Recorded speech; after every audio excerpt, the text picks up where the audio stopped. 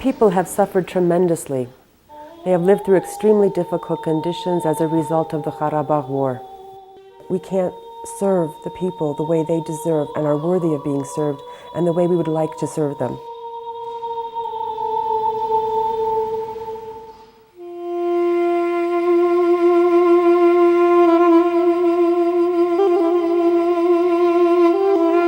After the war, we had a situation in this country that the whole infrastructure of Karabagh was destroyed. Health issues are one of the most pressing problems among those multiple problems that we still face in Artsakh. Karabagh does not have a private healthcare system. So anytime you need to see a physician, you would go to the Polyclinic to see that physician. The Stepanakert Polyclinic serves the socially vulnerable segment of the population, and it's the only medical site that provides medical services free of charge. I think that the need for a polyclinic has existed for a long, long time. And if a new polyclinic is to be built, that would solve many, many health-related problems for our people.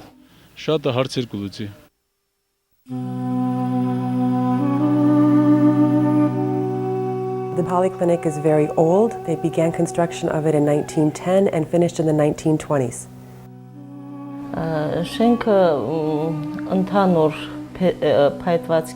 The majority of the building, most of the building is made of wood. In many spots it is just very old, in some spots it is rotted. The polyclinic has 2 stories. However, the 2 stories are not connected from within the building. In other words, to go from the first floor to the second floor, one has to step outside and climb up the stairs that are outside of the building, and likewise to go from the second floor to the first floor. Obviously, this makes it very difficult during the winter months when there is snow, during rainstorms, and it makes it extremely difficult for the patients.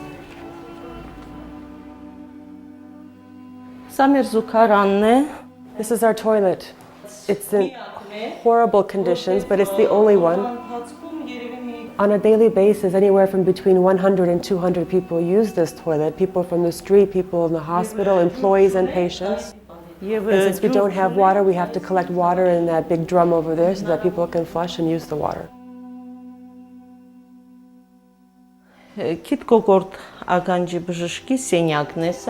So this is the office for the ear, nose, and throat specialist, and as you can see, there are pails here of water, and they leave the pails here so that the night guard can collect water in the evening or early in the morning, so that the following day the doctor has water to use and to wash with.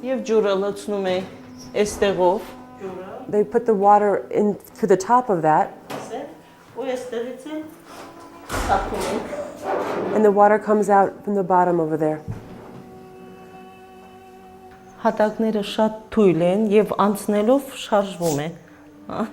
This flooring is very weak, and as people pass over it, you can feel it moving underneath you.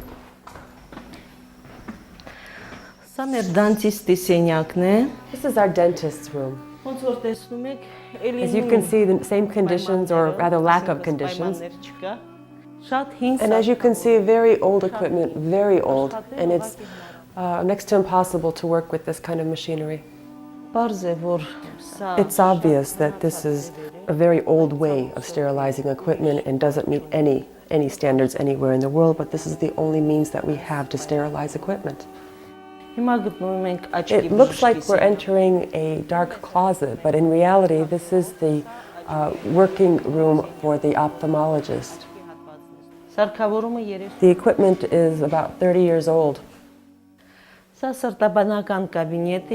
in the cardiologist's office. This electrocardiogram over here is very old. It's from 1956. It's a Hungarian machine. Here we have another one, a Russian machine from also the late 1950s. This is like a bicycle, and it examines and measures how strong one's heart is.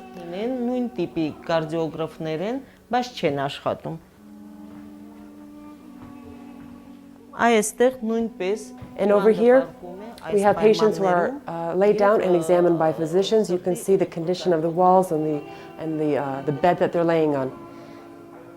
We are in the X-ray room right now.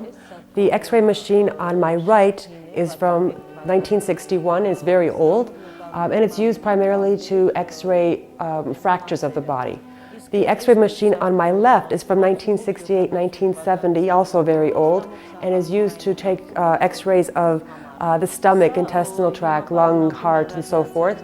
However, this machine is no longer used because the x-ray radiation emitted from this machine is 10 times the accepted level. This is the x-ray laboratory. It is here where the x-ray films are developed. One very important thing that I'd like to point out is that in this room there's absolutely no ventilation, and the employee, the x-ray technician, is poisoned each time she comes in here. Right now we're in the patient's waiting room. As you can see, it's very old. The chairs, for instance, are over 20 years old, and we haven't received any kind of new chair or anything else for this waiting room. We are in the small operating room where small surgeries are performed on an outpatient basis. As you can see here, we need an operating light. The operating table and instruments are very old and not convenient for surgeries.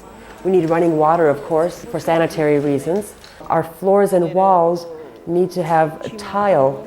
The way it is right now, this entire room is an infection nest. In the past, this used to be the main entrance to the Polyclinic, but as you can see, it's destroyed, it's damaged, and because it's extremely dangerous and unusable, we no longer use it and have closed the entrance.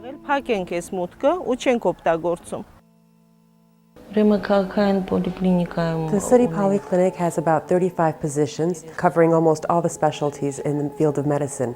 We have about 15 therapists. We have nerve specialists, eye specialists, surgeons, allergy specialists, endocrinologists, and other specialists. We also have an increased number of people in Karabagh who need medical service. This is as a result of the war. They've been injured. It's also as a result of the increased number of refugees who have come to Stepanakert and Nagorno-Karabakh in general. These are war-torn people. They have seen great tragedies. They have the greatest needs for medical services. Not only do the people of Stepanakert, who number about 50,000, use the polyclinic, but also the inhabitants of the nearby and outlying regions. In total, we have about 150,000 people who use the services of the Polyclinic.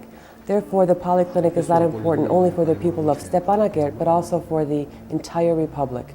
A new Polyclinic will also allow us to perform preventative medicine.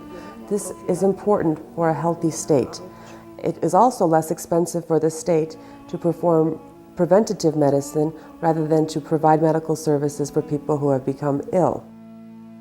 This boy, it's been 5 days since he fell, and his grandfather every day has to bring him because there's no ambulance or any kind of vehicle that could bring the children here or anyone who needs medical service. A new polyclinic is absolutely necessary. We do need that. New technology would be brought in. It'd be more sanitary. The services provided would be more up to date and better.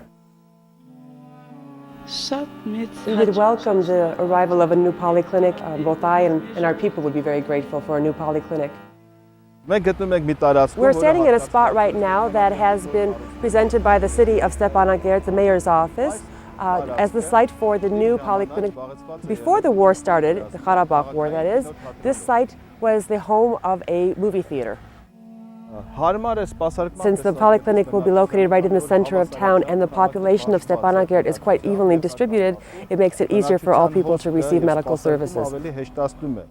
We work in complete transparency and accountability along with quality control, which is, I think, very important also for our donors in the United States and in all over the world. Let's try to imagine a new polyclinic building. The way we imagine it, the polyclinic will have normal sanitary hygienic conditions. The physician will be able to examine patients, wash his hands, and continue on to examine the next patient. The laboratory analyses will be done in hygienic conditions, and we won't have to worry about other infections coming in and perhaps putting the patient in even more danger. We imagine having at least a few bathrooms. We imagine having a normal and functioning water system. We imagine having gas and electricity and other normal conditions under which to work. We have a great need for new equipment. Our equipment is very, very old. This much we would like to have if it's possible. I think our people are worthy of having a normal polyclinic.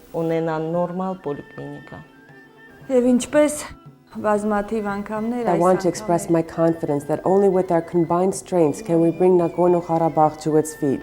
It's true, Nagorno-Karabakh exists and it's ours, but only through our united efforts can we succeed.